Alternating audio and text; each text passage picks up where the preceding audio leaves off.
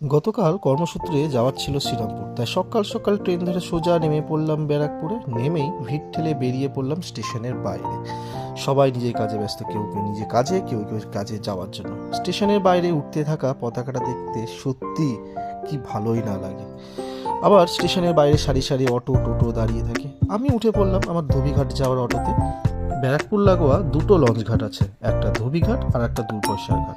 ধোবিঘাট দিয়ে যাওয়া যায় শ্রীরামপুর, আর 2 পয়সা ঘাট দিয়ে যাওয়া যায় শেওড়াফুলি। আমি অটো থেকে নেমে লঞ্চ ঘাটে পৌঁছে টিফিনটা সেরে ফেললাম। টিফিনটা সেরে সোজা টিকিট কাউন্টার। 7 টাকা করে জন প্রতি টিকিট মূল্য, কিন্তু বাইকের জন্য কিন্তু আলাদা টিকিট লাগছে। বেশ কিছুটা গঙ্গা বুকে পেরিয়ে তারপর আমাদের উঠতে হচ্ছে লঞ্চে। সত্যি লঞ্চ থেকে যখন দেখছি বাইরেটা, একটা আলাদাই অনুভূতি। ঠিক সময়ে আবার পৌঁছে গেল লঞ্চটা ওই পারে, মানে শ্রীরামপুরে। তারপর লেগে পড়লাম কাজে। তোমরা চ্যানেলটা ঝটপট সাবস্ক্রাইব করে দাও। দেখা হচ্ছে পরবর্তী শর্টস।